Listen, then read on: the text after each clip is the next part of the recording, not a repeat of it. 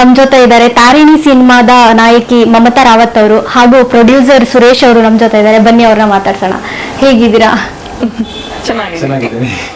ನೀವು ತಾರಿಣಿ ಸಿನಿಮಾ ಮೂಲಕ ತುಂಬಾ ದಿನ ಆದ್ಮೇಲೆ ಮತ್ತೆ ಬರ್ತಾ ಇದ್ದೀರಾ. ಯಾಕೆ ಇಷ್ಟೊಂದು ಗ್ಯಾಪ್ ತಗೊಂಡ್ರಿ? ತುಂಬಾ ಗ್ಯಾಪ್ ತಗೊಂಡಿಲ್ಲ. ಮದುವೆ ಆದ ತಕ್ಷಣನೇ ಒಂದು ಸಿನಿಮಾ ಮಾಡಿದ್ದೆ, ಮುರುಘಾ ಸನ್ ಆಫ್ ಕಾನೂನು ಅಂತ. ಆ ಸಿನಿಮಾದ ನಂತರ ಮತ್ತೆ ತಾರಿಣಿ ಪ್ರಾಜೆಕ್ಟ್ ಮಾಡಿದ್ವಿ. ಸೊ ನೀವು ತುಳುನಲ್ಲಿ ಡೈರೆಕ್ಟರ್ ಆಗಿ ಪ್ರೊಡ್ಯೂಸರ್ ಆಗಿ ಸಿನಿಮಾ ಮಾಡಿದ್ರಿ. ಕನ್ನಡದಲ್ಲಿ ಇದು ಫಸ್ಟ್ ನಿಮ್ದು ಪ್ರೊಡಕ್ಷನ್. ಸೊ ಯಾಕೆ ಆರ್ಟ್ ಮೂವಿನೇ ನೀವು ಫಸ್ಟ್ ತಗೊಳ್ಬೇಕು ಅಂತ ನಿಮ್ಗೆ ಅನಿಸ್ತು? ಆರ್ಟ್ ಮೂವಿ ತಗೊಳ್ಬೇಕು ಅನ್ನುವಂಥದ್ದು ಉದ್ದೇಶ ಏನಿರಲಿಲ್ಲ. ಸೋಷಿಯಲ್ ಮೆಸೇಜ್ ಇರುವ ಸಿನಿಮಾವನ್ನು ತಗೋಬೇಕು. ಏನೋ ಸಿನಿಮಾ ನಾವು ಮಾಡ್ತೇವೆ, ಅದು ಸ್ವಕಾರ್ಯದೊಂದಿಗೆ ಸ್ವಾಮಿ ಕಾರ್ಯನೂ ಆಗಬೇಕು ಅಂದರೆ ಆ ಥರ ಇಂಟೆನ್ಷನ್ ಇಟ್ಕೊಂಡು ಮಾಡ್ತಾ ಇರೋದು. ಸ್ವಾಮಿ ಕಾರ್ಯ ಅಂದರೆ ಸಮಾಜ ನಮ್ಮ ಸ್ವಾಮಿ ಅಂತ ನಾನು ತಿಳ್ಕೊಂಡಿರೋದು. ಈ ಸಿನಿಮಾದಲ್ಲಿ ಪ್ರೆಗ್ನೆಂಟ್ ಆಗಿರೋದ್ರಿಂದ ಹಿಡಿದು ಮಗು ಡೆಲಿವರಿ ಆಗೋವರೆಗೂ ರಿಯಲ್ ಆಗಿ ಶೂಟ್ ಮಾಡಿರೋದು. ಸೊ ಆ ಎಕ್ಸ್ಪೀರಿಯನ್ಸ್ ಹೇಗಿತ್ತು ನಿಮಗೆ ಈ ಸಿನಿಮಾದಲ್ಲಿ? ಎಕ್ಸ್ಪೀರಿಯನ್ಸ್ ತುಂಬಾ ಚೆನ್ನಾಗಿತ್ತು. ಸೊ ನಾವು ಅದನ್ನ ಇಬ್ರು ಸ್ಟಾರ್ಟ್ ಮಾಡೋಕ್ಕಿಂತ ಮುಂಚೆ, ಯಾಕಂದ್ರೆ ಫಸ್ಟ್ ಪ್ರೆಗ್ನೆನ್ಸಿ ಅನ್ನೋದು ಎಲ್ರಿಗೂ ಕೂಡ ತುಂಬಾ ಮೆಮೊರೇಬಲ್ ಆಗಿರ್ಬೇಕು, ಅದನ್ನ ಲೈಫ್ ಲಾಂಗ್ ನೆನೆಸ್ಕೊಳ್ತಾ ಇರಬೇಕು ಅನ್ನೋದು ಎಲ್ರಿಗೂ ಇರುತ್ತೆ.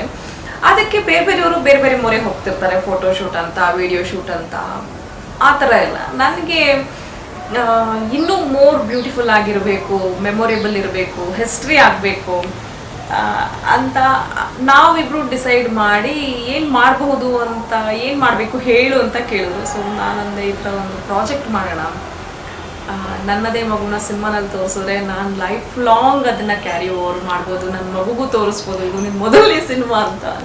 ಸೊ ಆ ಥರ ಒಂದು ಪ್ಲ್ಯಾನ್ ಮಾಡಿ ಮಾಡಿದಂತಹ ಪ್ರಾಜೆಕ್ಟ್ ಇದು. ಫಸ್ಟ್ ಪ್ರೆಗ್ನೆನ್ಸಿ ಯಾವಾಗಲೂ ಹುಷಾರಾಗಿರ್ಬೇಕು, ಕೇರ್ಫುಲ್ ಆಗಿರ್ಬೇಕು ಅಂತ ಹೇಳ್ತಾರೆ.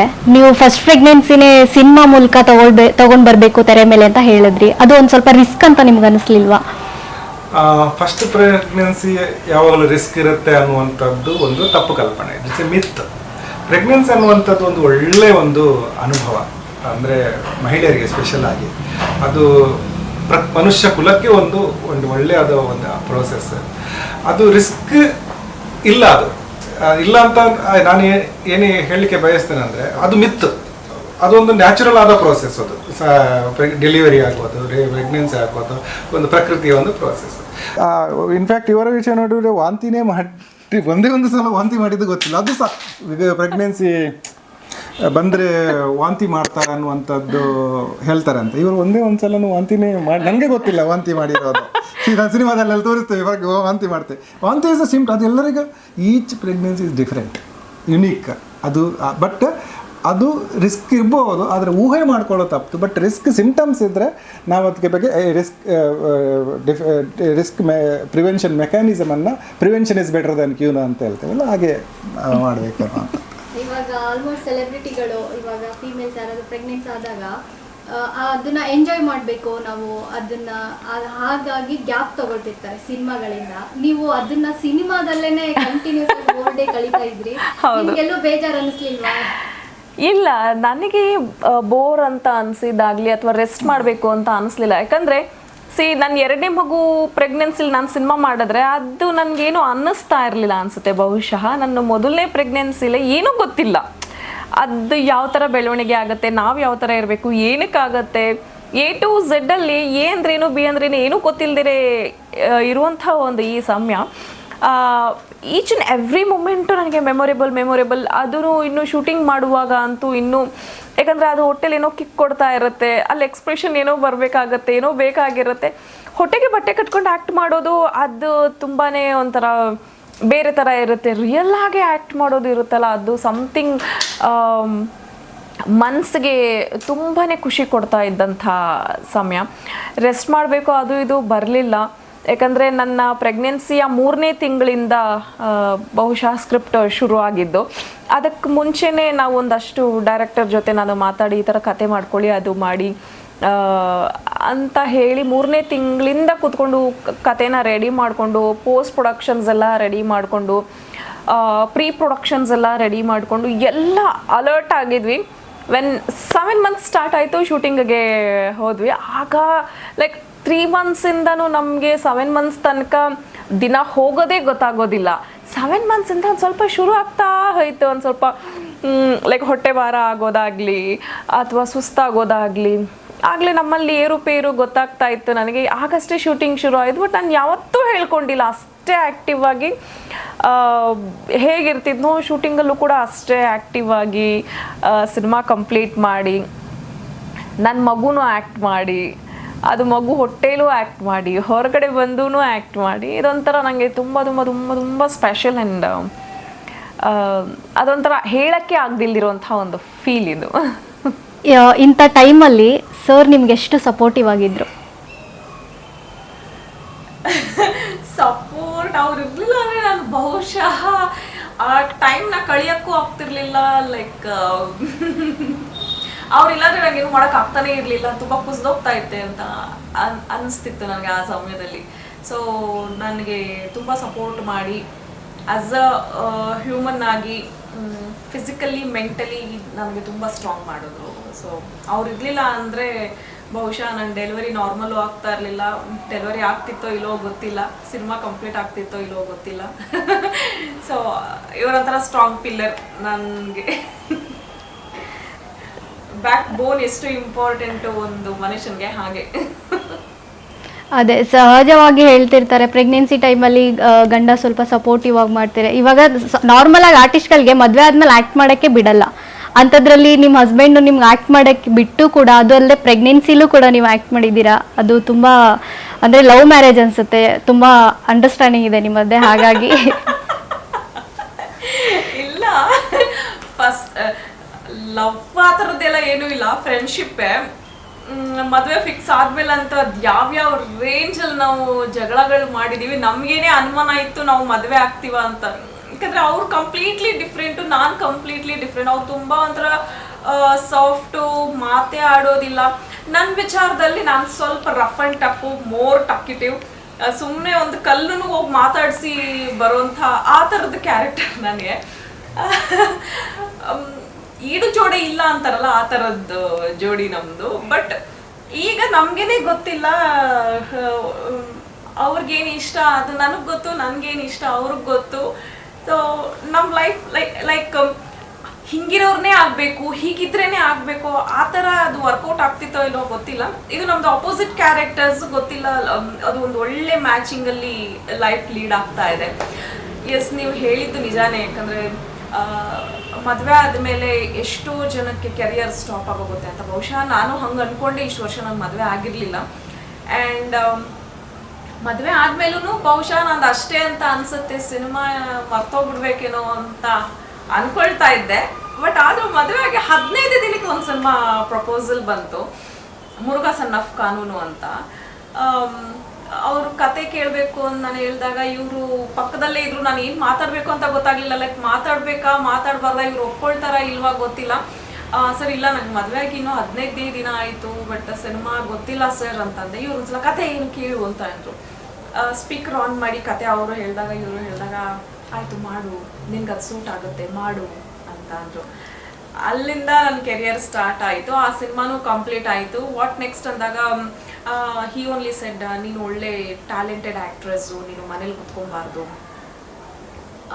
ಏನಾದರೂ ಮಾಡು ಅಂತ ಅಂದಾಗ ಬಹಳಷ್ಟು ಕೆಲವೊಂದು ಫೀಲ್ಡ್ ಹೇಳ್ತಾ ಇದ್ರು, ಅದು ಮಾಡು, ಇದು ಮಾಡು, ಇದು ಮಾಡು. ನನಗೆ ಸಿನಿಮಾ ಅಂತ ಅಂದಾಗ ನಂಗೆ ಬೇರೆ ಫೀಲ್ಡಲ್ಲಿ ಅಷ್ಟು ಕೆಲಸ, ನಂಗೆ ಅಷ್ಟು ಇಂಟ್ರೆಸ್ಟ್ ಇರ್ತಿರ್ಲಿಲ್ಲ. ಸೊ ಅವ್ರಿಗೆ ಗೊತ್ತಾಯಿತು ನನಗೆ ಮೋರ್ ಇಂಟ್ರೆಸ್ಟ್ ಇರೋದು ಸಿನಿಮಾನಲ್ಲೇ ಅಂತ. ಸಿನಿಮಾನೇ ಮಾಡಮ್ಮ, ಹಾಗೆ ನೀವು ಒಂದೊಳ್ಳೆ ಪಾತ್ರಗಳು ಸಿಕ್ಕಿದ್ರೆ ಮಾಡು. ಯಾಕಂದರೆ ಇತ್ತೀಚಿನ ದಿನಗಳಲ್ಲಿ ಕೋವಿಡ್ ಆದಮೇಲೆ ಕೆಲವೊಂದು ಸಿನಿಮಾಗಳು ಅಥವಾ OTT ಪ್ಲ್ಯಾಟ್ಫಾರ್ಮಲ್ಲಿ ನೋಡಲಿಕ್ಕೆ ಸಹ ಆಗ್ತಾ ಇರಲಿಲ್ಲ. ಆ ಥರದ್ದು ಕಂಟೆಂಟ್ಗಳೇ ತುಂಬ ಬರ್ತಾ ಇತ್ತಲ್ಲ. ಸೊ ಹಾಗಾಗಿ ಒಳ್ಳೆ ಪಾತ್ರ ಸಿಕ್ಕಿದ್ರೆ ಮಾಡು ಅಂತ. ಆಮೇಲೂ ಒಂದಷ್ಟು ಸ್ಟೋರಿ ಕತೆಗಳು ಬಂತು ಮಾಡೋಣ ಅಂತ. ನಂಗೆ ಯಾಕೋ ಕೆಲವೊಂದು ಪಾತ್ರಗಳು ಇಷ್ಟ ಆಗ್ತಾ ಇರಲಿಲ್ಲ. ಆಗ ಪ್ರೆಗ್ನೆನ್ಸಿ ಕನ್ಫರ್ಮ್ ಆಯಿತು. ಆಗ ನಾವೇ ಕುತ್ಕೊಂಡು ಮಾತಾಡ್ತೀವಿ, ನಿಮಗೂ ಸಿನಿಮಾ ಅಂದರೆ ಇಷ್ಟ ಅಲ್ವಾ, ನೀವು ಪ್ರೊಡ್ಯೂಸ್ ಮಾಡಿ ಸಿನಿಮಾನ. ಅಲ್ಲಿಂದ ಹಾಗೆ ತಾರಿಣಿ ಶುರು ಆಗಿದ್ದು. ಸರ್ ತುಂಬಾ ಸೈಲೆಂಟ್ ಅನ್ಸುತ್ತೆ, ನೀವು ಎಷ್ಟು ಮಾತಾಡಿದ್ರು ಕೂಡ ಅವ್ರು ಸುಮ್ಮನೆ ಕೂತ್ಕೊಂಡಿದ್ದಾರೆ, ಅದರಲ್ಲೇ ಗೊತ್ತಾಗುತ್ತೆ. ಅವ್ರದ್ದೆಲ್ಲ ನಾನೇ ಮಾತಾಡ್ಬಿಡ್ತೀನಿ. ನಿಮ್ಮಿಬ್ರಲ್ಲಿ ಮದ್ವೆ ಪ್ರಪೋಸಲ್ ಫಸ್ಟ್ ಯಾರು ಮಾಡಿದ್ದು? ಮೋಸ್ಟ್ ಯಾರಿಗೂ ನಂಗೆ ಗೊತ್ತಿಲ್ಲ, ನಾ ಪ್ರಪೋಸಲ್ ಹೇಳಿದ ಅಂತಾನೆ ಇಲ್ಲ ನಮ್ಮಲ್ಲಿ ನನ್ ಕಂಡ್ರೆ ನಿನ್ಗೆ ಇಷ್ಟನಾ, ನಿನ್ ಕಂಡ್ರೆ ನನ್ಗೆ ಇಷ್ಟನಾ, ಅದು ನಮ್ಗೇನು ಆಪ್ಷನ್ ಇರ್ಲಿಲ್ಲ. ಲೈಕ್ ಬಟ್ ಇಬ್ರಿಗೂ ಒಂದು ಒಳ್ಳೆ ಫ್ರೆಂಡ್ಶಿಪ್ ಇತ್ತು. ಮದ್ವೆ ಅನ್ನೋದು ಅವರು ಯೋಚನೆ ಮಾಡಿರ್ಲಿಲ್ಲ, ನಾನು ಯೋಚನೆ ಮಾಡಿರ್ಲಿಲ್ಲ. ಈ ಸಿಡಕ್ ಮೂತಿ ಸಿದ್ದಪ್ಪನ ಜೊತೆ ಮದ್ವೆನ ಅಯ್ಯೋ ಸಾಧ್ಯನೇ ಇಲ್ಲ. ಅವರು ಒಂದು ಮಾತಾಡಲ್ಲ, ನಾನ್ ನೋಡಿದ್ರೆ ಅಷ್ಟು ಇದ್ ಮಾಡ್ತೀನಿ, ಇವ್ರು ಒಂದು ಮಾತಾಡಲ್ಲ, ಸಾಧ್ಯನೇ ಇಲ್ಲ ಅಂತ ಹೇಳ್ತಾ ಇದ್ದೆ ಅವ್ರ ಅಣ್ಣನ್ಗೆ. ಬಟ್ ಅದು ಹೆಂಗೋ ಗೊತ್ತಿಲ್ಲ, ಮದ್ವೆ ಆಯ್ತು ಇಬ್ರದೂನು. But we are happy now. Finally ಅವ್ರ ಮೇಲೆ ಇರೋ ಒಪಿನಿಯನ್ ಎಲ್ಲ ಚೇಂಜ್ ಆಯ್ತು ಇವಾಗ. ಈಗ್ಲೂ ಅವ್ರ ಹೆಸರೇ ನನ್ನ ಮೊಬೈಲ್ ಅಲ್ಲಿ ಏನ್ ಚೇಂಜ್ ಆಗಿಲ್ಲ. ಇವತ್ತಿಗೂ ಅವ್ರ ಹೆಸರು ಸಿಡಕ್ ಮೂತಿ ಸಿದ್ದಪ್ಪ ಮೈ ಡಾಕ್ಟರ್. ಅದನ್ನ ನನ್ನ ಲೈಫ್ ಅಲ್ಲಿ ಚೇಂಜ್ ಮಾಡಲ್ಲ. ನಂದು ಸಹ ಮಮ್ಮು ಮೈ ಫ್ರೆಂಡ್ ಅಂತಲೇ ಇದೆ. ಅವ್ರದ್ದು ಫ್ರೆಂಡ್, ಹೆಂಗೆ ಫ್ರೆಂಡ್ ಇದ್ರು ಅವರು. ಎಲ್ಲರಿಗೆ ನಾವು ಕೆಲವು ರೀಲ್ ಮಾಡ್ತಿದ್ವು, ನಂಗೆ ಈಗಲೂ ನೆನಪಿದೆ. ಒಂದು ರೀಲ್ ನಾವು ಇದರಲ್ಲಿ ಕಾಪು ಬೀಚಲ್ಲಿ ನಾವು ಎಲ್ಲರೂ ನಾವು ಅದನ್ನು ಸ್ಟೇಟಸ್ ಹಾಕೊಂಡಿದ್ವಿ, ಎಲ್ಲಿಗೆ ಲವ್ ಅಂತ. ನಾನು ಹೇಳಿದೆ ಇಲ್ಲ ಹಂಗೆ ಹಂಗೆ, ಅದು ನಾವು ಮಾಡಿರೋದು ರೀಲ್. ಈ ತರ ತುಂಬಾ ಫಸ್ಟ್ ತಪ್ಪು ಈಗ ಹೇಳಿ ಹೇಳಿ ಹೇಳಿನೇ ಅದು ಆಮೇಲೆ ಜಸ್ಟ್ ಕ್ಯಾಶುವಲ್ ಫ್ರೆಂಡ್ಶಿಪ್ ಅಲ್ಲಿ ನಾವು ಕಾಶಿಗೆ ಹೋಗಿದ್ವಿ. ಕಾಶಿಯಲ್ಲಿ ನಮ್ಗೆ ಆಶೀರ್ವಾದ ಸಿಕ್ಕದ ಮೇಲೆ ನಾವು ಇಲ್ಲಿಗೆ ಬಂದು ಮದ್ವೆದು. ಅವ್ರೂ ಕನ್ಫ್ಯೂಷನ್ ಆಗಿನೇ ನಮ್ದು ಬಾಡಿ ಲ್ಯಾಂಗ್ವೇಜ್ ಅಂದ್ರೆ ನಾವು ಅವರ ಅಮ್ಮ ನಮ್ಮ ಅಪ್ಪ ಎಲ್ಲ ಫ್ಯಾಮಿಲಿ ಇದ್ರು. ನಾವು ಅವ್ರು ಈ ಗಂಡ ಹೆಂಡ್ತೀನಿ ಯಾವ ರೀತಿ ಟ್ರೀಟ್ ಮಾಡ್ತಾರೆ ನೋಡಿ, ಅದು ಇದು ಇಬ್ಬರನ್ನು ಕರೆದು ಈಗ ಅದೇ ರೀತಿ ನನಗೆ ಶಾಕ್. ಇದು ಹಿಂಗೆ ಮಾಡ್ತಾರೆ ಇಬ್ರು, ಏನ್ ಮಾತಾಡುವಂಗಿರ್ಲಿಲ್ಲ. ಅದು ಆಕ್ಚುಲಿ ಫ್ಯಾಮಿಲಿ ಹೋಗಿದ್ದು, ಇವ್ರ ಬ್ರದರು, ಇವರು, ನಾನು, ನನ್ನ ಅಪ್ಪ, ನನ್ನ ಅಮ್ಮ ಎಲ್ಲ ಒಂದು ಫ್ಯಾಮಿಲಿ ಎಲ್ಲ ಹೋಗಿದ್ವಿ ಕಾಶಿಗೆ. ಆಗ ಜಸ್ಟ್ ಏನೇ ಇದ್ರು ಫ್ರೆಂಡ್. ನನಗೆ ಇವ್ರ ಅಣ್ಣನೊಟ್ಟಿಗೆ ಒಳ್ಳೆ ಒಡನಾಟ ಇತ್ತು ಆಗ. ನಾನು ಅವ್ರನ್ನ ನೋಡಕ್ಕೆ ಮಾತಾಡ್ಸಕ್ಕೆ ಅಂತ ಬರ್ತಿದ್ದು. ಇವ್ರಂತೂ ಲೈಕ್ ಮೋರ್ ಆಟಿಟ್ಯೂಡ್ ಅಂತ ಮಾತಾಡ್ತಾನೆ ಇರ್ಲಿಲ್ಲ. ನಾನು ಆ ಕಡೆ ತಲೆ ಇವ್ರ ಕಡೆ ಕಣ್ಣಾಕೂ ನೋಡ್ತಾ ಇರ್ಲಿಲ್ಲ. ಇವ್ರಾಯ್ತು ಇವ್ರ ಕೆಲಸ ಆಯ್ತು ರೂಮಲ್ಲಿ ಹೋಗಿ ಸೇರ್ಕೊಂಡು ಮಾಡ್ತಾ ಇದ್ರು.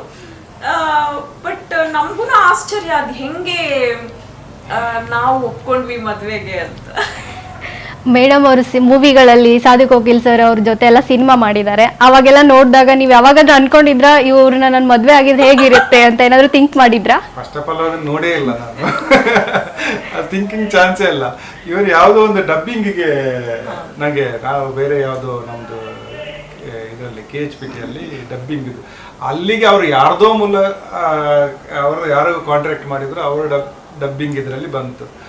ಆಗ ಇವರು ಅದಕ್ಕೆ ಕನ್ನಡ, ತೆಲುಗು, ಕನ್ನಡ ಫ್ಲೂಯೆಂಟ್ ಇದೆ, ತೆಲುಗು ಫ್ಲೂಯೆಂಟ್ ಇದೆ ಇವರಿಗೆ, ಮರಾಠಿನೂ ತೆಲುಗು ಫ್ಲೂಯೆಂಟ್, ಅದು 3 ಲ್ಯಾಂಗ್ವೇಜ್ ಬೇಕಿತ್ತು. ಹಾಗೆ ಇವರದ್ದು ರೆಫರೆನ್ಸ್ ಬಂತು ನಮಗೆ. ಹಾಗೆ ಅಲ್ಲಿ ನಾವು ಆವಾಗಲೇ ಗೊತ್ತಾಗಿರೋದು, ನೀವೆಷ್ಟು ಸಿನಿಮಾ ಮಾಡಿ, ಒಂದು 2 ಸಿನಿಮಾ ಮಾಡಿರ್ಬೋದಾ ಅಂತ. ಆಗ ಅವ್ರು ಹೇಳಿದ್ರು 2 ಯಾಕೆ ಹೇಳ್ತೀರಾ, ಯಾಕೆ 25 ಆಗಿರಬಾರ್ದು ಅದು ಅಂತ. ನನಗೆ ಆಗಲೇ ಗೊತ್ತಿಲ್ಲ 25 ಸಿನಿಮಾ ಮಾಡಿ. ಅವ್ರಿಗೆ ನನ್ನ ಬಗ್ಗೆ ಡೀಟೇಲ್ಸ್ ಏನೂ ಗೊತ್ತಿರಲಿಲ್ಲ. ಆ್ಯಂಡ್ ನನಗೆ ಏನು ಗೊತ್ತಾ, ನಾನು ಅಷ್ಟು ಸಿನಿಮಾ ಮಾಡಿದ್ದೀನಿ, ಇಷ್ಟು ಸಿನಿಮಾ ಮಾಡಿದ್ದೀನಿ, ಅದು ಮಾಡಿದ್ನ. ನಾನು ಇವತ್ತಿನವರೆಗೂ ನಂಗೆ ಅದನ್ನು ಹೇಳ್ಕೊಳ್ಳೋ ಅಂತ ಮನಸ್ಥಿತಿನೂ ಇಲ್ಲ. ನಂಗೆ ಆ ಥರ ಜಂಬ ಕಚ್ಕೋಬೇಕು ಆ ಥರದ್ದೂ ಇಲ್ಲ. ಇವರು ಒಂದೇ ಒಂದು 2 ಸಿನಿಮಾ ಮಾಡಿದ್ದೀರಾ ಅಂತ ಕೇಳಿದ್ರು. ನನಗೆ ಆಗ ಇವರೇನೋ ಗೊತ್ತಿದ್ರೆ ಮಾತಾಡ್ತಿದ್ದಾರಾ, ಗೊತ್ತಿದ್ದು ಮಾತಾಡ್ತಿದ್ದಾರಾ, ಅದು 2 ಯಾಕೆ ಅನ್ಕೊಂಡ್ರಿ, 25 ಯಾಕೆ ಆಗಿರಬಾರ್ದು ಅಂತ ಕೂತ್ ಮಾತಾಡ್ಬೇಕಂದ್ರೆ ಅವಾಗ ನಾನು ಹೇಳಿದೆ ಈ ಥರ ನಾನೆಲ್ಲ ಪ್ರಾಜೆಕ್ಟ್ಸ್ಗಳು ಮಾಡಿದ್ದೀನಿ. ಸೊ ಅವ್ರು ಬಟ್ ನಮ್ದೊಂದು ಕೆಲವೊಂದು ಸಿನಿಮಾಗಳಷ್ಟೇ ನೋಡಿದ್ದಾರೆ, ಎಲ್ಲ ಸಿನಿಮಾಗಳು ನೋಡಿಲ್ಲ ಅಂತ ಅನ್ಸುತ್ತೆ. ಅದೇ ಒಂದು ರೀಲ್ಸ್ ನಿಮ್ಮನ್ನ ಒಂದ್ ಮಾಡ್ತು ಹಾಗಿದ್ರೆ. ರೀಲ್ಸ್ ಮಾಡಿದ್ದಲ್ಲ, ನಾನು ರೀಲ್ಸ್ ಮಾಡ್ತಾನೆ ಇರ್ಲಿಲ್ಲ. ಅದೇ ಬೀಚ್ ಹತ್ರ ಹೇಳಿದ್ರಲ್ಲ ಒಂದು ಅದು ಸುಮ್ಮನೆ ಮಾಡಿದ ಹೇಳಿದವರೆಗೂ ಅಲ್ಲಿ ಇದ್ನಲ್ಲ ಆ ಲೊಕೇಶನ್ ಅಲ್ಲಿ ಏನಾದ್ರು ಮಾಡ್ಬೇಕು ಅಂತ ನಮ್ಮ ತಂಗಿ ಮದುವೆ ಅದುವಿಗೆ ಬಂದಿದ್ರು ಅವರು. ಆಗ್ಲೂ ಇಲ್ಲ, ಫ್ರೆಂಡ್ ಏನೇ, ಬೇರೆ ಏನು ಇಲ್ಲ. ಅದೊಂದು ಬೀಚ್, ಮಧ್ಯದಲ್ಲಿ ಬೀಚ್ ಇದೆ, ಅಲ್ಲಿ ಒಂದು ಮೂನ್ ರೆಡ್ ರೆಡ್ ಆಗಿ ಸಖತ್ತಾಗಿ ಅನ್ಸ್ತಾ ಇತ್ತು. ಇದರಲ್ಲಿ ಒಂದು ರೀಲ್ ಮಾಡಿದ್ರೆ ಚೆನ್ನಾಗಿರುತ್ತೆ.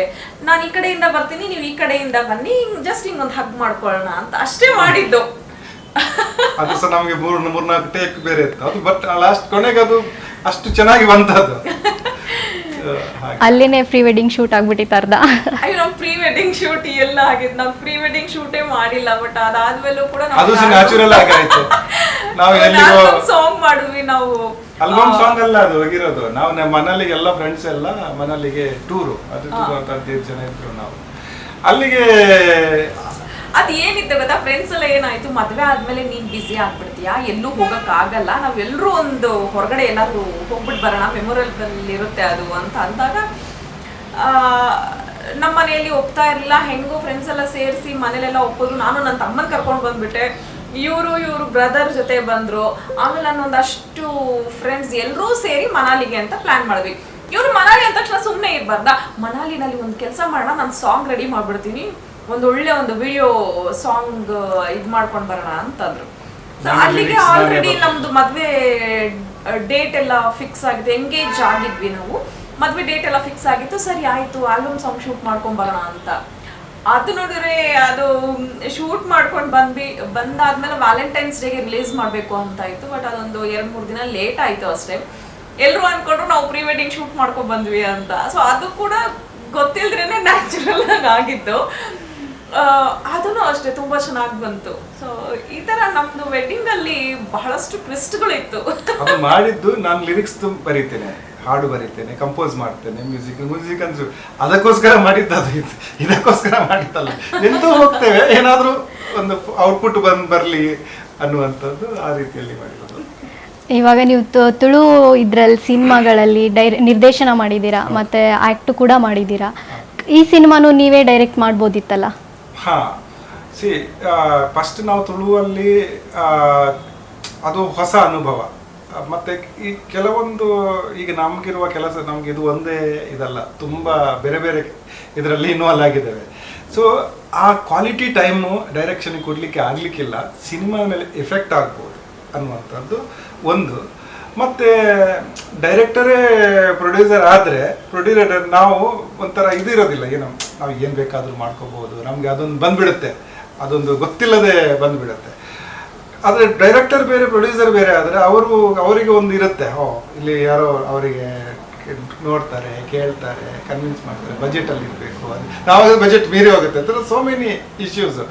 ಅಂದರೆ ಈಗ ಪಾತ್ರ ಅಂತ ಹೇಳ್ತೇವೆ, ಒಂದು ಯಾವುದೊಂದು ರಾಮಾಯಣದ ಪಾತ್ರ ಅದ, ರಾವಣನ ಪಾತ್ರ, ರಾಮನ ಪಾತ್ರ, ಸೀತೆ ಪಾತ್ರ. ಸೊ ಇದು ತುಂಬ ಕಷ್ಟದ ಕೆಲಸ. ಯಾಕಂದರೆ ಡೈರೆಕ್ಟರ್ ಆಗಿರುವ ಡೈರೆಕ್ಟರ್ ಇನ್ನೊಬ್ರು ಮಾಡ್ತಿರುವಾಗ ಅದು ಹೇಳ್ಬೇಕಂತ ಅನಿಸ್ತದೆ. ಬಟ್ ನಾವು ಪಾತ್ರ ಯಾವುದು ಅನ್ನುವಂಥ ನಾಟಕದಲ್ಲಿ ನಾವು ಎಷ್ಟೇ ಇದ್ರು ರಾಮವಾಗಿ ರಾವಣನ ಕ್ಯಾರೆಕ್ಟರ್ ಮಾಡಬಾರ್ದು, ಅಥವಾ ಸೀತೆ ಜಾಂಬವಂತನ ಮಾಡಬಾರ್ದು. ಇದು ತುಂಬ ಕಷ್ಟ. ಬಟ್ ಫಸ್ಟ್ ನಾನು ಡೈರೆಕ್ಟರ್ ಆಗಿ ಇದ್ದೆ, ಬಟ್ ಡೈರೆಕ್ಷನ್ ಎಲ್ಲ ಮಜಲಗಳು ಗೊತ್ತು ನನಗೆ. ಇದು ಒಂದು ಡೈರೆಕ್ಷನ್ ಅಂತಲ್ಲ, ನಾನು KHPTಯಲ್ಲಿ ಕರ್ನಾಟಕ ಪ್ರಮೋಷನ್ ಟ್ರಸ್ಟ್ನ ಈಗಲೂ ಡೆಪ್ಯೂಟಿ ಡೈರೆಕ್ಟರ್ ಆಗಿದ್ದೇನೆ. ಎಲ್ಲ ನಮ್ಮ ಫಿಲ್ಮ್ಗಳ IC information education communication film ಇದ್ರು, ಆಡಿಯೋ ವಿಜುವಲ್ಸ್ IC ಮೆಟೀರಿಯಲ್ ಎಲ್ಲ ಡೆವಲಪ್ಮೆಂಟ್ ಮುಖ್ಯ, ಅದು ನಮ್ಮ ಅದರಲ್ಲಿ ಇದಿದೆ, ಅದರಲ್ಲಿ ಪಾತ್ರ ಇದೆ. ಸೊ ಅಲ್ಲಿನೂ ಸುಮಾರು ಒಂದು 250ಕ್ಕಿಂತ ಹೆಚ್ಚು ಫಿಲ್ಮ್ ಮೆಸೇಜ್ ಓರಿಯೆಂಟೆಡ್ ಮಾಡಿದ್ದೇನೆ. ಹಾಗಾಗಿ ನನಗೆ ಸಾಧಾರಣ ಒಂದು 200ಕ್ಕಿಂತ ಹೆಚ್ಚು ಡೈರೆಕ್ಟರ್ಗಳು ಗೊತ್ತು. ಅಲ್ಲಿ ಒಂದು ಪವರ್ ಇರುತ್ತೆ ನಮಗೆ, ಅಂದರೆ ಹಿಂಗಲ್ಲ ಹಂಗೆ ಅನ್ನೋದು. ಯಾಕಂದ್ರೆ ದುಡ್ಡು ಕೊಡುವವರು ಅಲ್ಲಿನೂ, ಅಂದರೆ ಸರ್ಕಾರದ ದುಡ್ಡು ಇರ್ಬೋದು, ಅಲ್ಲಿನೂ ಇರುತ್ತೆ.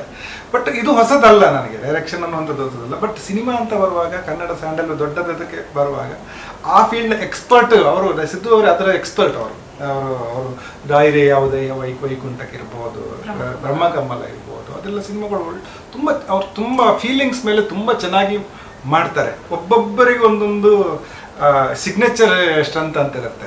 ಈ ಸಿನಿಮಾಕ್ಕೆ ಅವ್ರದ್ದು ಸಿಗ್ನೇಚರ್ ಸ್ಟ್ರೆಂತ್, ಅವ್ರ ಫೀಲಿಂಗನ್ನು, ಯಾಕಂದರೆ ಇದು ಸಬ್ಜೆಕ್ಟ್ ಮೆಸೇಜ್ ಆಗಿ ಬೋರಿಂಗ್ ಆಗಿ ಹೋಗಬಾರ್ದು. ಇದು ಏನೋ ಒಂದು ಪ್ರೀಚಿಂಗ್ ಉಪದೇಶ ಮಾಡಿ ಹೆಣ್ಣು ಬುರುಣತೆ ಮಾಡಬೇಡಿ ಅನ್ನುವಂಥದ್ದಲ್ಲ ಇದು.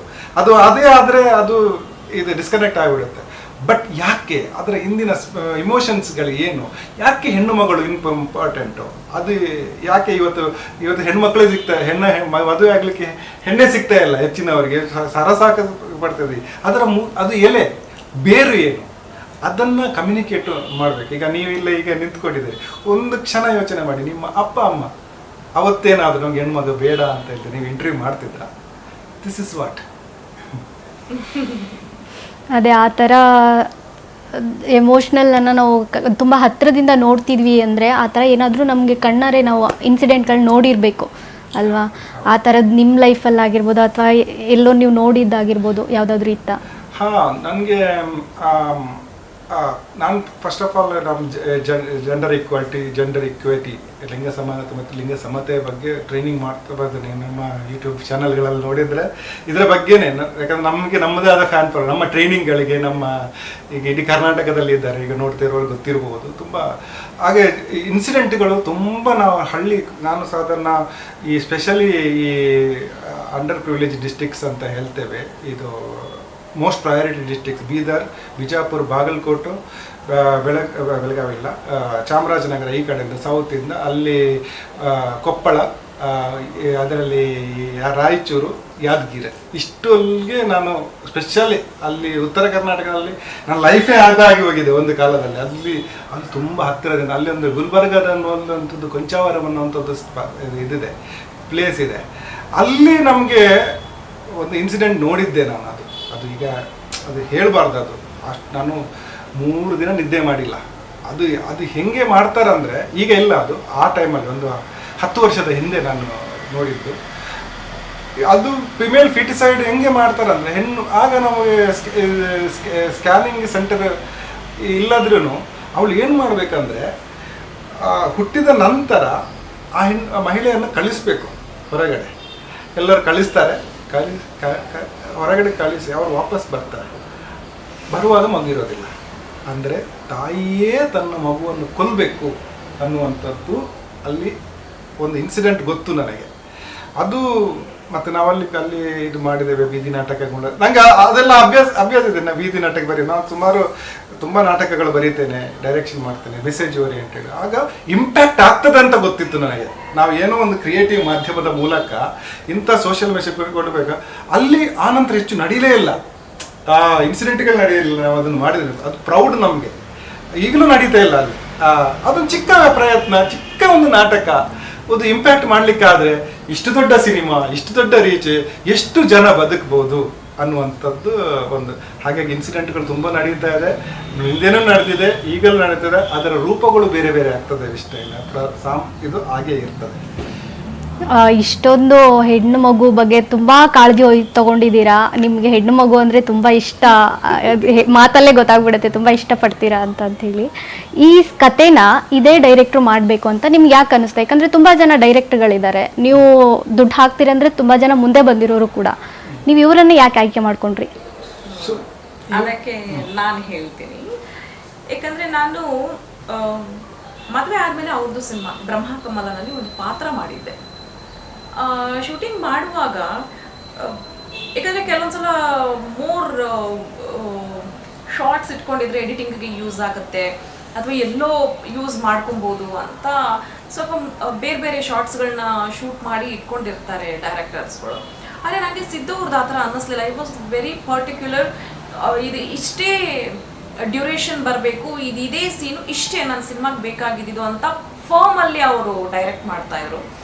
ಅದನ್ನು ನೋಡ್ತಾ ನನಗೆ ಅವ್ರ ಬಗ್ಗೆ ಒಂದು ಒಳ್ಳೆ ಒಪಿನಿಯನ್ ಬಂತು. ಓಕೆ, ಒಳ್ಳೆಯವರು ಇದ್ದಾರೆ, ಸೊ ಇವ್ರನ್ನ ಹಾಕೊಂಡು ಸಿನಿಮಾ ಮಾಡಿದ್ರೆ ವೇಸ್ಟ್, ಶಾರ್ಟ್ಸ್ ಎಲ್ಲ ತೆಗೆಯೋದಿಲ್ಲ, ಟೈಮು ಮಿಗುತ್ತೆ ಆ್ಯಂಡ್ ಎಲ್ಲವೂ ಯೂಸ್ಫುಲ್ ಆಗುತ್ತೆ ಅಂತ ನಾನು ಪರ್ಸ್ನಲಿ ಅಂದ್ಕೊಂಡು ನಾವು ಸಿನಿಮಾ ಮಾಡಬೇಕಂದ್ರೆ ನಾನು ಸಿದ್ದು ಅವರ ಹೆಸರು ಪ್ರಸ್ತಾಪ ಮಾಡ್ತೇವೆ. ಇವಾಗ ಮಗು ಡೆಲಿವರಿ ಆಗುವಾಗಲೇ ಶೂಟ್ ಕೂಡ ಮಾಡ್ತಾ ಇದ್ರು ಅಲ್ಲೇ ಅಂತ ಹೇಳ್ತಿದ್ರಿ. ಅದು ಭಯ ಆಗ್ಲಿಲ್ವಾ ನಿಮ್ಗೆ? ಯಾಕಂದ್ರೆ ಅದು ನೋವಲ್ಲಿ ವಿತ್ ಶೂಟ್ ಮಾಡ್ತಾ ಇದ್ರು, ಶೂಟಿಂಗ್ ಎಲ್ಲ ನಡೀತಾ ಇತ್ತು ಅಂತ ಹೇಳ್ತಾ ಇದ್ರು. ಇಲ್ಲ, ಅದು ಇವತ್ತು ಶೂಟ್ ಕಂಪ್ಲೀಟ್ ಮಾಡಿ ನೈಟ್ ಮನೆಗೆ ಬಂದಾಗ ನನಗೆ ಹೆರಿಗೆ ನೋವು ಕಾಣಿಸ್ತು. ಸೊ ನೇರ ನಾನು ಹಾಸ್ಪಿಟಲ್ಗೆ ಹೋದೆ ಡೆಲಿವರಿ ಆದಮೇಲೆ ಮಗುವಿನ ಶೂಟಿಂಗ್ ಮಾಡಿದ್ದು ನಾವು. ಅದೇ ಕೂಡ ಅಂದ್ರೆ ಇನ್ಫೆಕ್ಷನ್ ಎಲ್ಲ ಆಗ್ತಾ ಇರುತ್ತೆ ಮಕ್ಕಳಿಗೆ ಅಂತ ಹತ್ರ ಬಿಡಲ್ಲ ಜಾಸ್ತಿ ಅಲ್ವಾ? ಅಂತ ಟೈಮಲ್ಲಿ ಎಂಟೈರ್ ಟೀಮೇ ಇರುತ್ತೆ ಅಲ್ಲಿ ಶೂಟ್ ಮಾಡುವಾಗ. ಅದು ಭಯ ಆಗ್ಲಿಲ್ವಾ ಏನಾದ್ರೂ ಮಗುಗೆ ಆಗ್ಬಿಡುತ್ತೆ ಆ ತರ? ಆತರ ಇಲ್ಲ, but I was very happy. ನನ್ನ ಮಗು ಬೇಗನೆ ಬಂದು ಆಕ್ಟಿಂಗ್ ಮಾಡ್ತಾ ಇದೆ. ಸೊ ಅವನಿಗೆ ತುಂಬಾ ಖುಷಿ ಇತ್ತು, ನಾನು ಬಂದು ಈ ಸಿನಿಮಾನಲ್ಲಿ ಆಕ್ಟ್ ಮಾಡ್ತಾ ಇದ್ದೀನಿ, ಬೇರೆ ಮಗುನ ಕರ್ಕೊಬಂದು ಎಲ್ಲಿ ಶೂಟ್ ಮಾಡಿಸ್ಬಿಡ್ತಾರೋ ಅನ್ನೋಂಥ ಅವನಿಗೆ ಮನಸ್ಥಿತಿ ಇದ್ಕೊಂಡು ಅವ್ನು ಬೇಗ ಬಂದ್ಬಿಟ್ಟ. 1 ಮಂತ್ ಬೇಗ ನನಗೆ ಡೆಲಿವರಿ ಆಗಿದ್ದು. ಭಯ ಅಂತಂದರೆ ಆ್ಯಸ್ ನಾನು ನಿಮಗೆ ಸ್ಟಾರ್ಟಿಂಗಲ್ಲೇ ಹೇಳಿದ ಹಾಗೆ ಪ್ರಾಸೆಸ್ ಏನು ಎತ್ತ ಯಾವುದೋ ಗೊತ್ತಿಲ್ಲ. ಮರುಜನ್ಮ ಅಂತ ಹೇಳ್ತಾರೆ, ಒಂದು ಡೆಲಿವರಿ ಅನ್ನೋದು ಮರುಜನ್ಮ ಅಂತ ಗೊತ್ತಾ? ಅದಂತೂ ನನಗೆ ಅನಿಸಿದ್ದು ಸತ್ಯ. ಯಾಕಂದರೆ ನಾರ್ಮಲ್ ಡೆಲಿವರಿ ಅನ್ನೋದು it is not so easy. ಯಾಕಂದರೆ ಅಲ್ಲಿ ಅವ್ರಿಗೆ ಆದಂಥ ಒಂದು ಹೇಳಕ್ಕೆ ಆಗದಿಲ್ದಿರುವಂಥ ಒಂದು ಮೊಮೆಂಟ್ ಅದು. ಬಟ್ ನಿಮ್ಮ ಮಗುನು ಕೂಡ ನಿಮ್ಮ ಈ ಜರ್ನಿಯಲ್ಲಿ ಏನೋ ಭಾಗಿಯಾಗಿದೆ ಅಂತಾನೆ ಹೇಳ್ಬೋದು. ಎಷ್ಟು ಖುಷಿ ಇದೆ ನಿಮಗೆ ನಿಮ್ಮ ಮಗುನು ಆಕ್ಟ್ ಮಾಡಿರೋದು ಇದರಲ್ಲಿ? ಅವ್ನು ನಮ್ಮ ಲಕ್ಕಿ ಚಾಮ್, ಅವನ ಅದೃಷ್ಟ ಅದು, ಅವ್ನು ನಮ್ಮ ಅದೃಷ್ಟ. ಯಾಕಂದರೆ ಅವನ್ನ ಕನ್ಫರ್ಮ್ ಆದಮೇಲೆ ತಾನೇ ನಾವು ಸಿನಿಮಾ ಮಾಡಬೇಕು ಅಂತ ಅಂದ್ಕೊಂಡಿದ್ದು. ಸೊ ಎಲ್ಲವೂ ಇವತ್ತಿನವರೆಗೂ ಏನು ನಡೀತಿದೆ ಅದು ಅವನಿಗೋಸ್ಕರನೇ, ಅವನಿಂದಾನೇ ಅದು. ಸೊ ತುಂಬ ಸಂತೋಷ. ಇವಾಗ ಒಂದು ಸೆಲೆಬ್ರಿಟಿ ಅವರು ಒಂದು ಹೀರೋಯಿನ್ ಆಗಿ ಗುರುತಿಸ್ಕೊಂಡಿದ್ದಾರೆ. ಇವಾಗ ಅವರನ್ನ ಹೋಗಿ ಒಂದು ಗೌರ್ಮೆಂಟ್ ಹಾಸ್ಪಿಟ್ಲಲ್ಲಿ ಡೆಲಿವರಿ ಆಗುತ್ತೆ ಅಂತ ಅಂದಾಗ ನೀವೆಲ್ಲೂ ಬೇಡ ಅಂತ ಏನು ಅನ್ಲಿಲ್ವಾ? ಯಾಕಂದ್ರೆ ಎಲ್ಲ ಫೆಸಿಲಿಟೀಸ್ ಇರಲ್ಲ ಅಷ್ಟು ಈಸಿಯಾಗಿ ಸರ್ಕಾರಿ ಆಸ್ಪತ್ರೆಯಲ್ಲಿ. ಹಾಗಾಗಿ ನಿಮ್ಗೆ ಅಲ್ಲಿ ಮಾಡಿಸೋದು ಬೇಡ ಅಂತ ಅನಿಸ್ಲಿಲ್ವಾ? ಯಾಕೆ ನೀವು ಅಲ್ಲೇ ಮಾಡಿಸಿದ್ರಿ?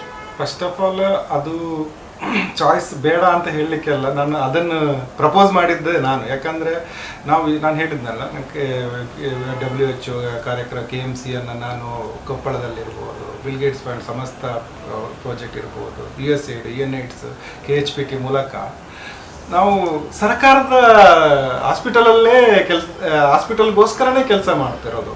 ಯಾಕಂದ್ರೆ ಸರ್ಕಾರದಲ್ಲಿ ಏನು ನಮಗೆ ಅದರ ಹಿಂದೆ ಒಂದು ಮಾಫಿಯಾ ನಡೀತಾ ಇದೆ, ಪ್ರೈವೇಟ್ ಇದು ಗೊತ್ತಿರಬೇಕು ನಮಗೆ. ಸರ್ಕಾರದಲ್ಲಿ ಹಾಸ್ಪಿಟಲ್ ಒಂದು ಚಿಕ್ಕ ಇನ್ಸಿಡೆಂಟ್ ಆಗಿ ದೊಡ್ಡ ನ್ಯೂಸ್ ಆಗಿ ಬರ್ತದೆ. ಪ್ರೈವೇಟಲ್ಲಿ ಏನಾದರೂ ಅದರ ನ್ಯೂಸ್ ಆಗೋದೇ ಇಲ್ಲ. ಯಾಕಂದ್ರೆ ಅದು ನ್ಯೂಸ್ ಮಾಡುವವರು ಯಾರು? ಯಾರಿಗೆ ಲಾಭ? ಒಂದು ನ್ಯೂಸ್ ಮಾಡಬೇಕಾದ್ರೆ ಖರ್ಚಿದೆ ಇವತ್ತಿಗೆ, ಸುಮ್ಮನೆ ನ್ಯೂಸ್ ಆಗಲ್ಲ. ಇದು ನನಗೆ ಗೊತ್ತಿತ್ತು. ಮತ್ತು ಸರ್ಕಾರದಲ್ಲಿ ಒಂದು ಹಾಸ್ಪಿಟಲ್ ಗೊತ್ತಿತ್ತು, ಇಂಜೆಕ್ಷನ್ ಬದಲಾಗಿ ನಿನ್ನೆ ಒಂದು ಟ್ಯಾಬ್ಲೆಟ್ ಓದಲಿಕ್ಕೆ ಬರದವರು ಕೂಡ ಇದ್ದಾರೆ. ಸ್ವಲ್ಪ ಎಷ್ಟು ಇಂಜೆಕ್ಷನ್ ಬದಲಾಗಿ ಸತ್ತಿರುವವರು ಒಂದು ಇನ್ಸಿಡೆಂಟ್ಗಳಿಗೆಲ್ಲ ಗೊತ್ತಿದೆ. ಅಂದರೆ ಸರ್ಕಾರ ಸಿಗುವಂತಹ ನರ್ಸ್ಗಳಿರ್ಬೋದು, ದೇ ಆರ್ ದ ಮೆರಿಟಲ್ಲಿ ಬರುವವರು, ಯಾವುದೇ ಅಲ್ಲಿ ಇದಿರೋದಿಲ್ಲ. They are the high qualified ಡಾಕ್ಟ್ರುಗಳು, ಹೈ ಕ್ವಾಲಿಫೈಡು. ಮತ್ತು ಅಲ್ಲಿ ಇಕ್ವಿಪ್ಮೆಂಟ್ಗಳು ಇಂಡೆಂಟಾಗಿಯೇ ಬರೋದು. ಈ ಟೆಂಡರ್ ಹಾಕ್ಕೊಂಡು ಕ್ವಾಲಿಟಿ ಚೆಕ್, 4 ಕ್ವಾಲಿಟಿ, ಇದೆಲ್ಲ ನಾನು ಹತ್ತಿರದಿಂದ ನೋಡಿದ್ದೆ. ಅಂದರೆ ಅವರಿಗೆ ಈಗ ನಾವು ಡೆತ್ ಆಡಿಟ್ ಅಂತ ಮಾಡ್ತಾರೆ, ಅವರು ಈಗಲೂ ಮಾಡ್ತಾರೆ. ಒಂದು IMR ಅಂದರೆ ಇನ್ಫೆಂಟ್ ಮಾರ್ಟಾಲಿಟಿ ರೇಟ್, MMR ಅಂದರೆ ಮದರ್ ಮಾರ್ಟಾಲಿಟಿ ರೇಟ್, ಮತ್ತು ಇದ ರೇಷಿಯೋ. ಇದು ಕೂಡ ಒಂದು ಡೆತ್ ಏನಾದರೂ ಆದರೆ, ಏನಾದರೂ ಸಮಸ್ಯೆ ಆದರೆ, ಏನಾದರೂ ಕಾಂಪ್ಲಿಕೇಶನ್ ಆದರೆ THO ಅಕೌಂಟೇಬಲ್ ಅವರಿಗೆ ಅಲ್ಲಿ.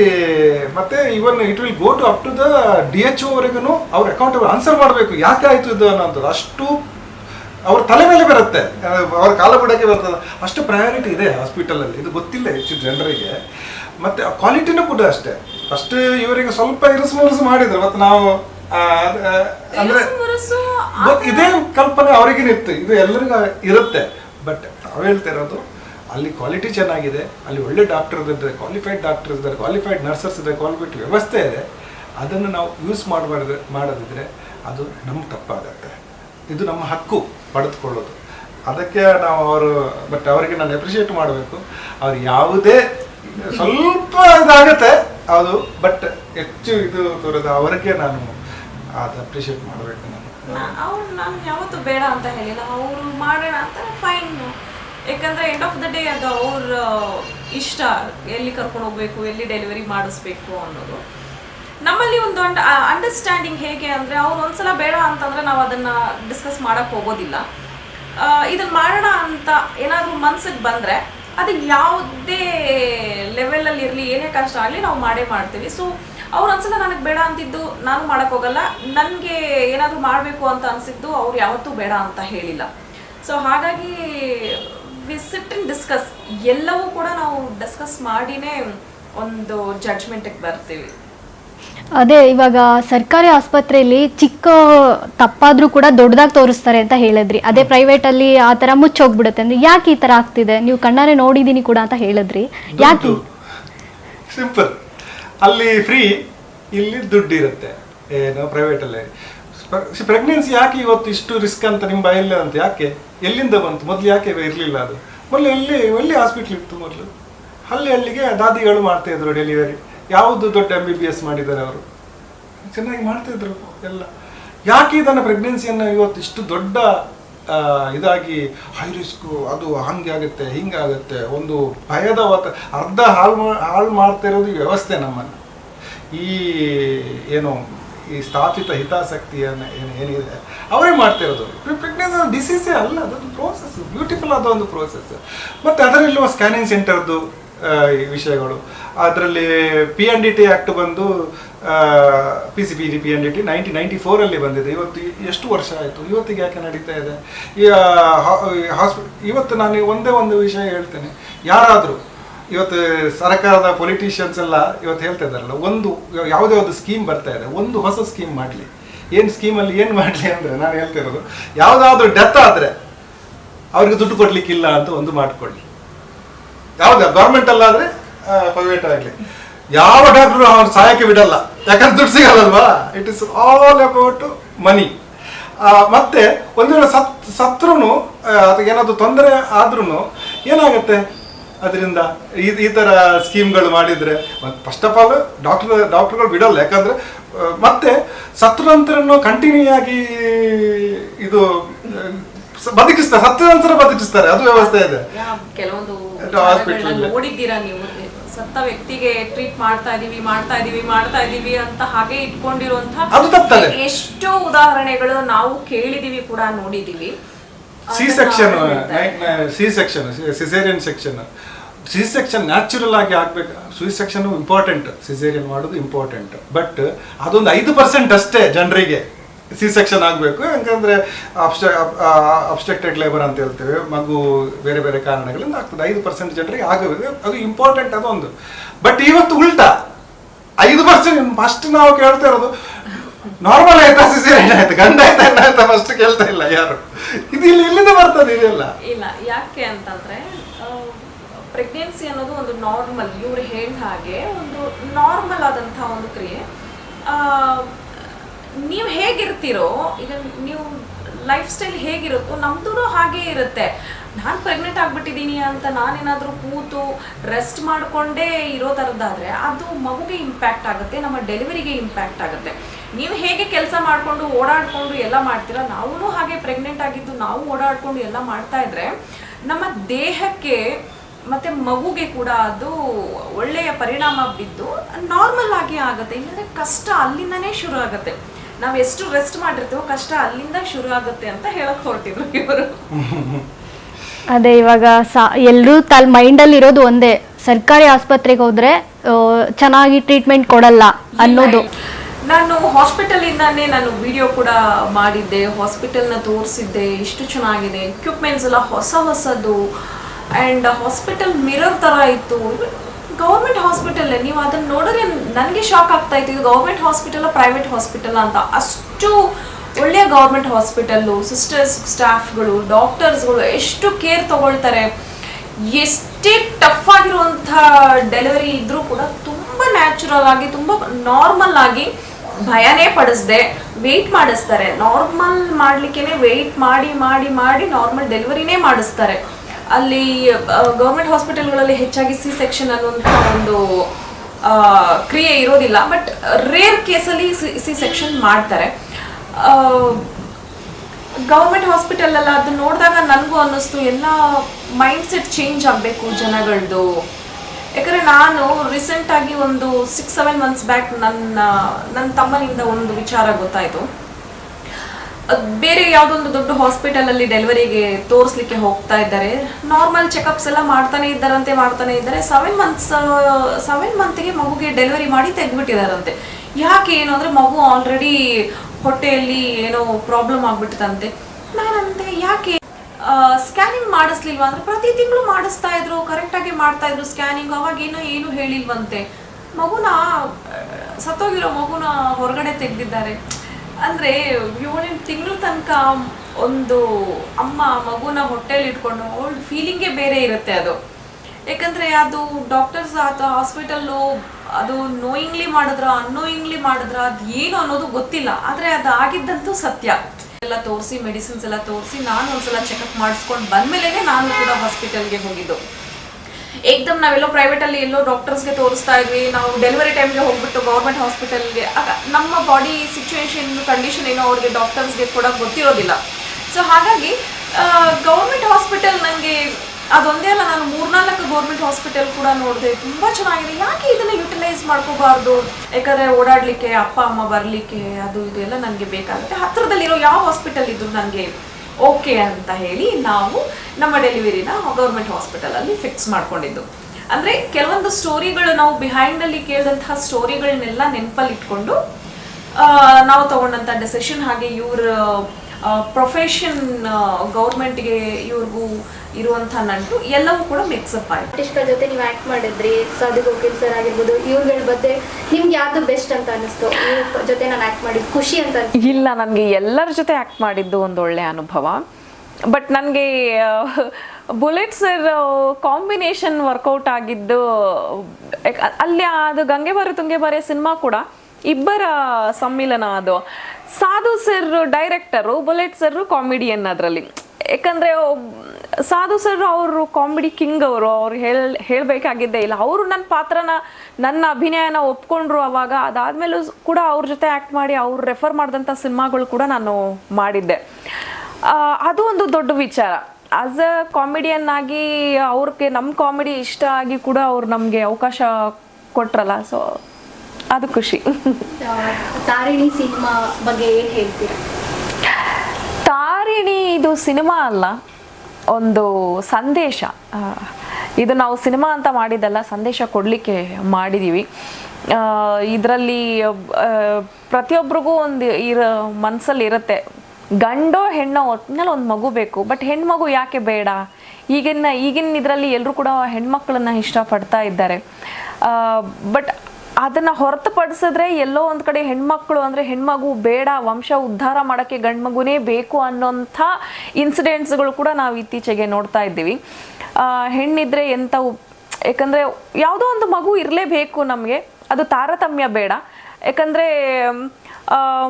ಹೊಟ್ಟೆಯಲ್ಲಿ ಇರೋದು ಮಗು, ಅದು ನಾನು ಗಂಡು ಹೆಣ್ಣು ಅಂತ ಕೇಳ್ಕೊಂಡು ಯಾವುದೂ ಬಂದಿರೋದಿಲ್ಲ. ಅದಕ್ಕೆ ಒಂದು ನಾವು ಎಲ್ಲ ಜೀವಿಗಳಿಗೂ, ಒಂದು ಇರುವೆಗೂ ಒಂದು ಜಿರಳೆಗೂ ಒಂದು ಲೈಫ್, ಅದನ್ನು ಸಾಯಿಸಬಾರ್ದು ಅಂತ ಎಷ್ಟೋ ಜನ ಹೇಳ್ತಿರ್ತಾರೆ. ಅಂಥದ್ರಲ್ಲಿ ಒಂದು ಮಗುವನ್ನು ಕೊಲ್ಲೋದು ಮಹಾಪಾಪ. ಅದು ಆ ಥರ ಮಾಡಬೇಡಿ ಅಂತ ಹೇಳಕ್ಕೆ ಹೊರಟಿರೋದು ನಮ್ಮ ಸಿನಿಮಾ. ಯಾಕಂದರೆ ಗಂಡಿಗೆ ಎಷ್ಟು ಸ್ವತಂತ್ರ ಇದೆಯೋ ಹೆಣ್ಣಿಗೂ ಕೂಡ ಅಷ್ಟೇ ಸ್ವತಂತ್ರ ಇದೆ.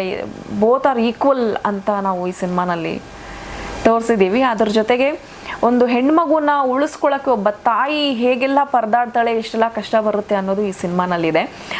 ಹೆಣ್ಣು ಬೇಡ ಗಂಡೇ ಬೇಕು ಅನ್ನೋಂಥ ಒಬ್ಬ ನಾಯಕ ಕೊನೆಗೆ ಹೆಣ್ಮಗು ಇದ್ದರೆ ಚಂದ, ನನಗೆ ಹೆಣ್ಮಗು ಬೇಕು ಅಂತ ಅವ್ರು ಹೇಗೆ ಚೇಂಜ್ ಓವರ್ ಆಗ್ತಾರೆ, ಅದೇ ನಮ್ಮ ಕತೆ ಇವತ್ತು ಸಿನಿಮಾ. ನಿಮ್ಮ ಸಿನಿಮಾ ಬಗ್ಗೆ ನಮ್ಮ ಜೊತೆ ಹಂಚ್ಕೊಂಡಿದ್ದಕ್ಕೆ ತುಂಬ ಥ್ಯಾಂಕ್ಸ್. Thank you. SSTV ಸಿನಿಮಾ ಜಗತ್ತಿನ ಕ್ಷಣ ಕ್ಷಣದ ಸುದ್ದಿಯೊಂದಿಗೆ.